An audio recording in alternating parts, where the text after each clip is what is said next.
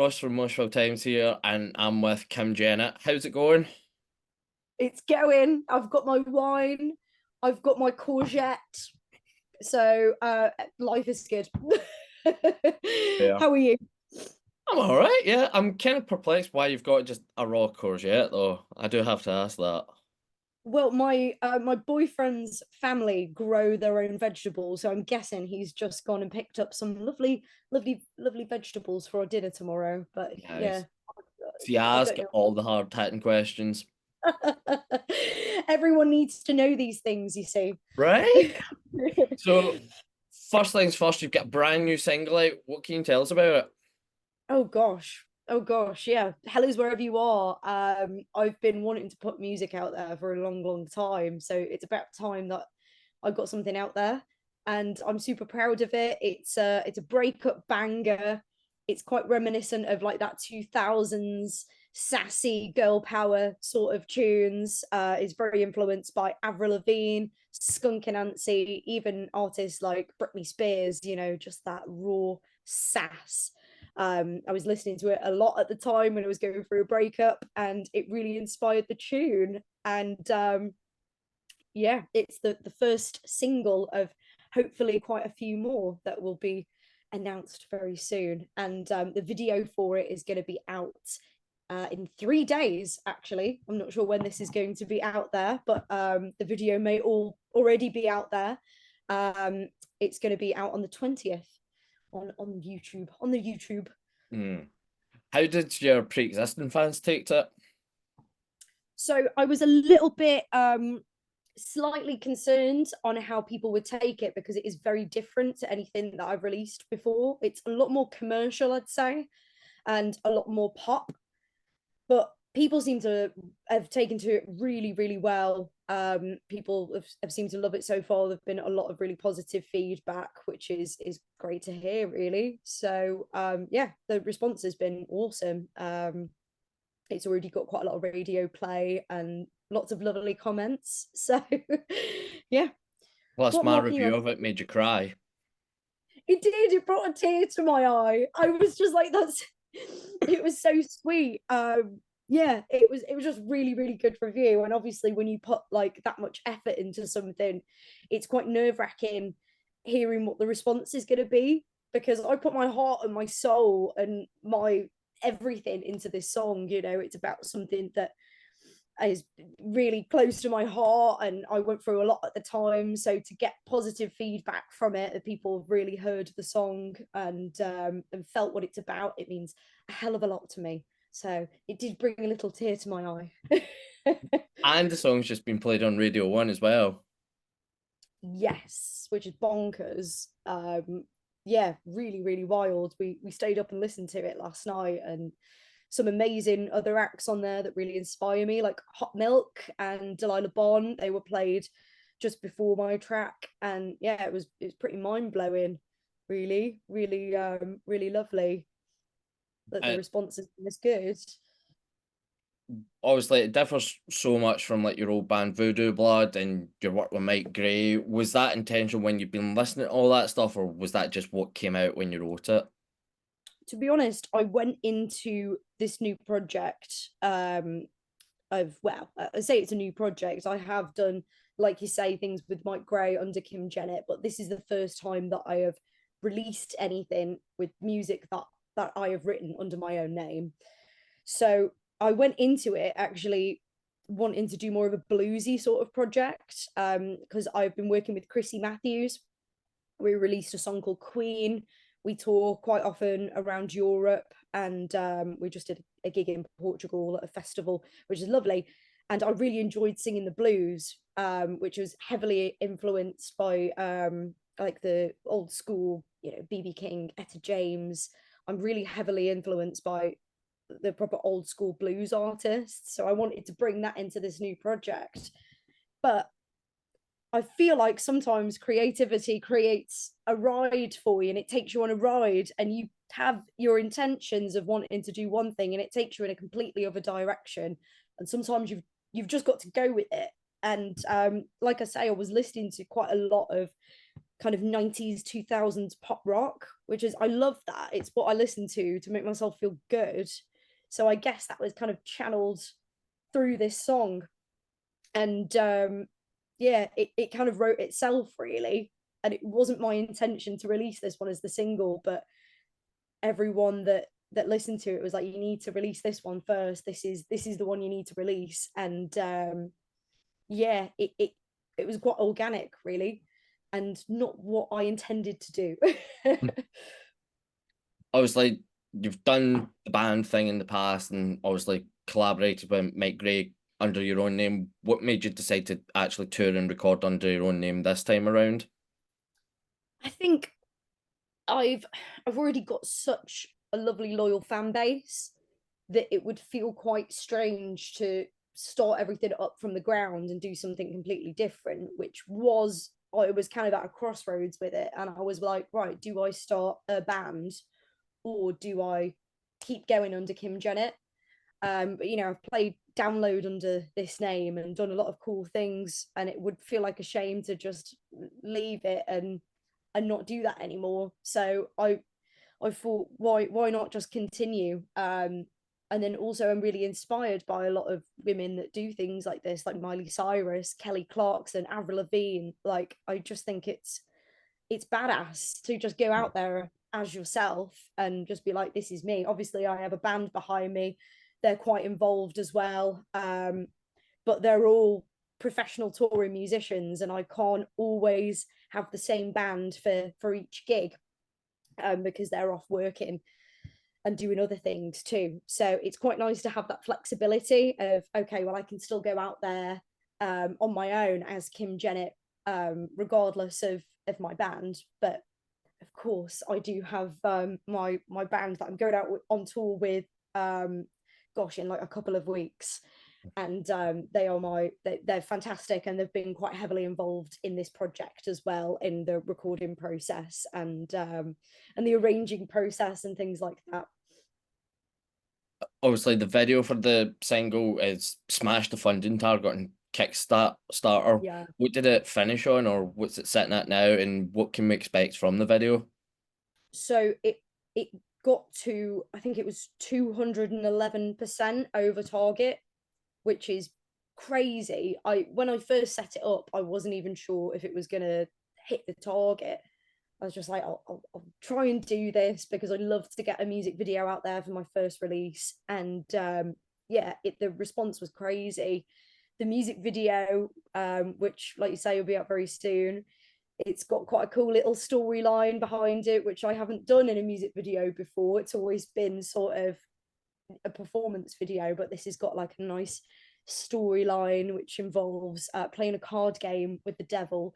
So I actually sent each of the cards out. I signed a card and I signed one of the chips for our little game of poker, and I sent them out to each Patreon because I just really like making people a part of the video as well, you know, and be like, you helped create this, so here's a little part of it.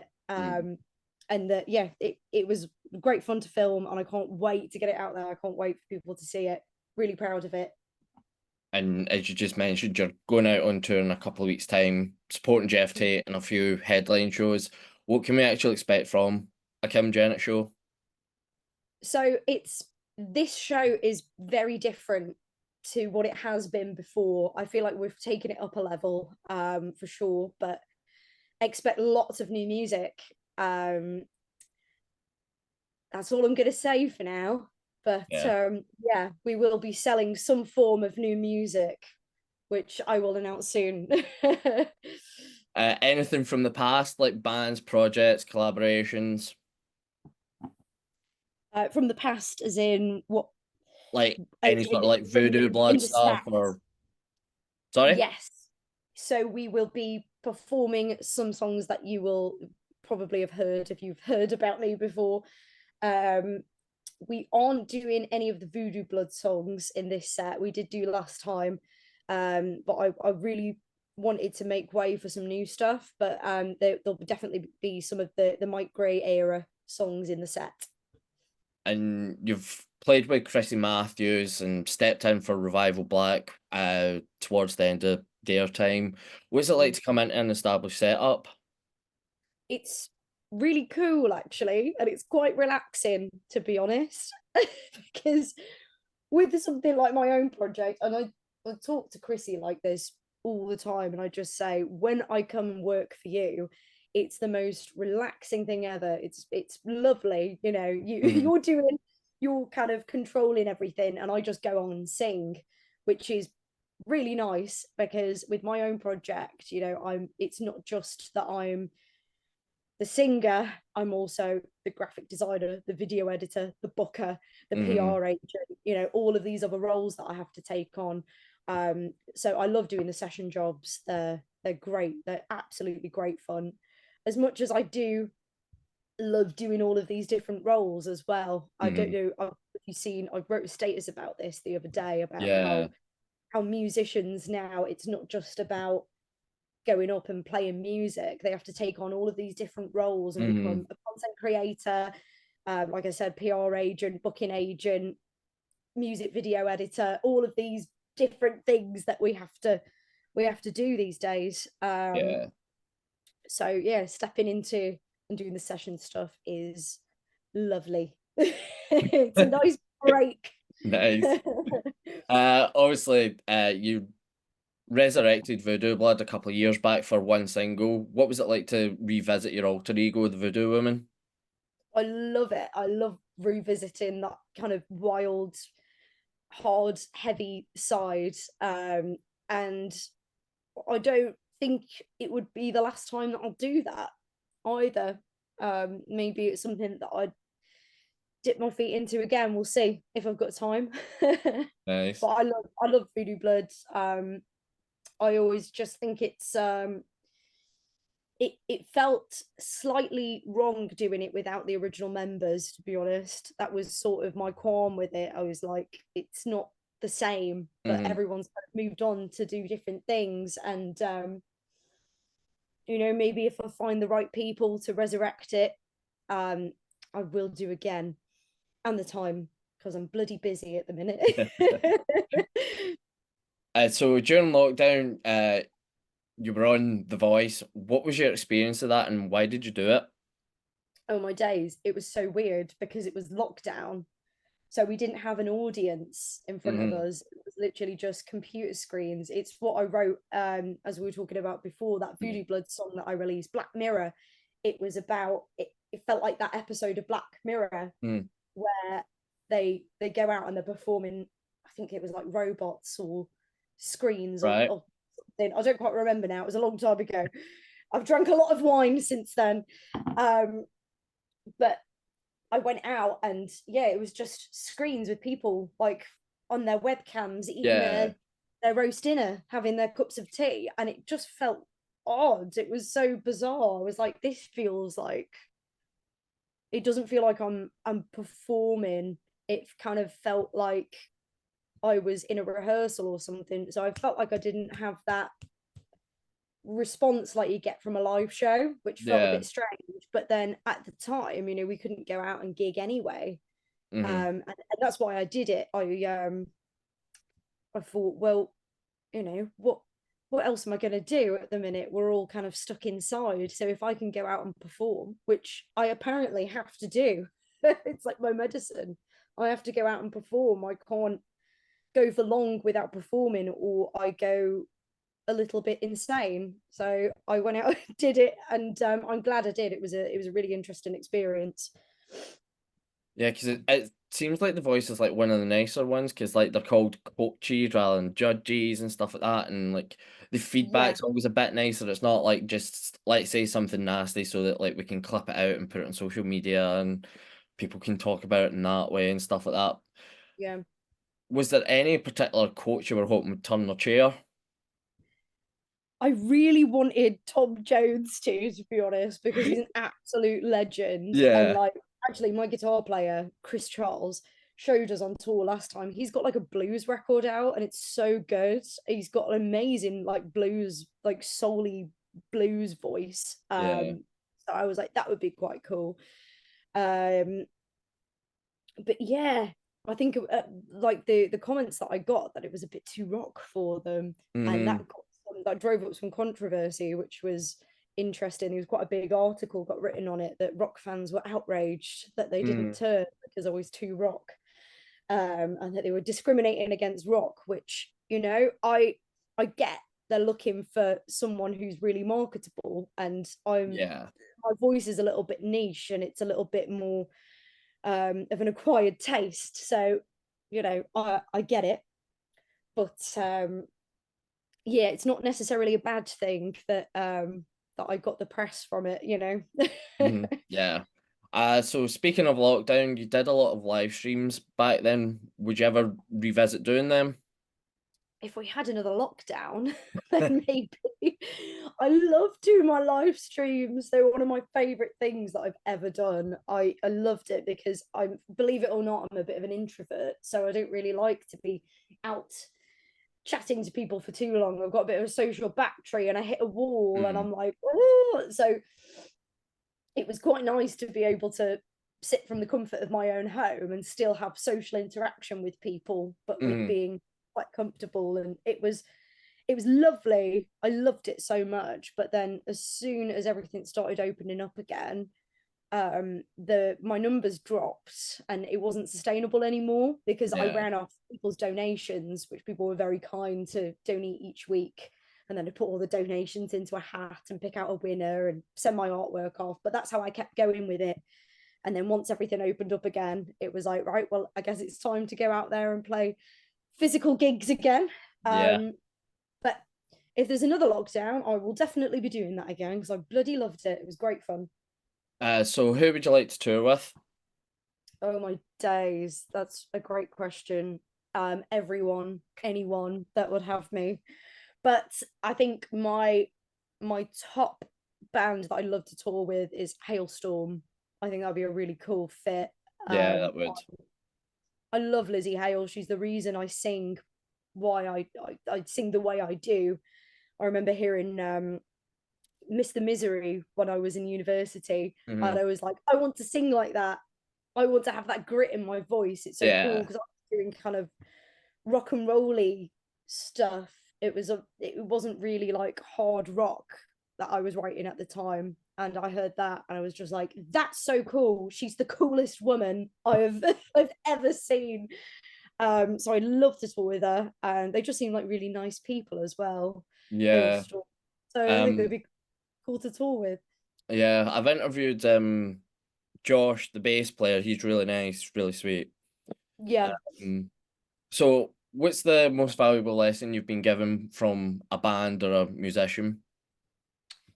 That's a cool question as well. So as we were talking about Made of Stone Festival the other week, I ended up going back to the hotel and having a glass of wine with the guys from Wolfmother, which was really nice. And they were just saying, which is something that I say all the time. They were just like, you know, it's really hard doing what we do. It's so difficult. But what else are we gonna do? You know, if we don't do this and we go and try and do something else, that creative pull is always going to pull us back in. You know, creative people always have that in us, and we have to go and do it. So we might as well just go for it.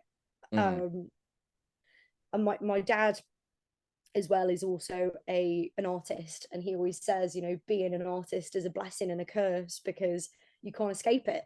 So you might as well just go for it. So I'd say that is my lesson.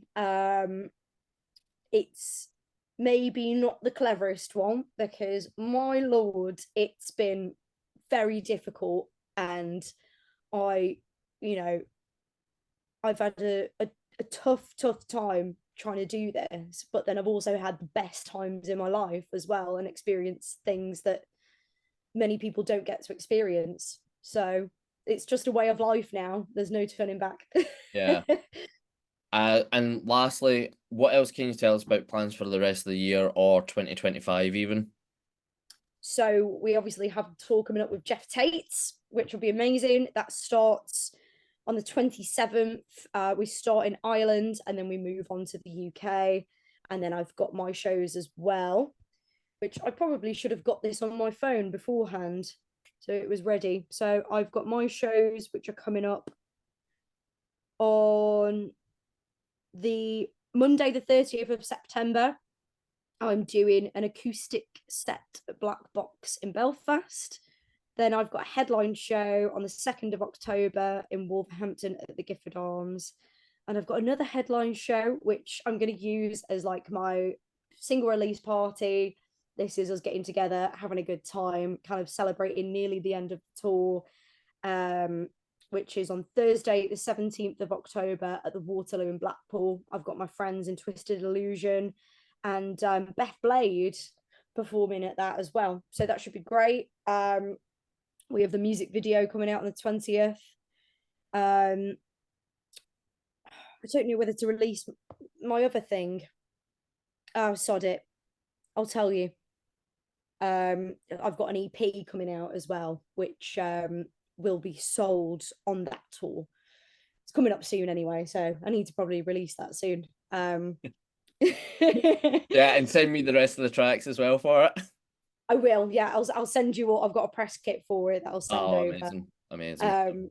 So that'll be sold physical copies. We're only doing a run of 100, and that's it. We're gonna do like a really exclusive run of it, and then pop it up online. And then I've got a show with Krissy Matthews in Germany on the 11th of November, and I've got a couple of things to be announced that aren't quite announced yet, so I can't tell you. But plans for 2025. Keep going, keep rolling, keep releasing music. So keep your eyes peeled because there'll be much more. Will do. So yeah, it's been great to have you, Kim. Hopefully we'll catch you at a show soon. Awesome. Thank you so much. It's been lovely, and hopefully see you at the front very soon. Cheers.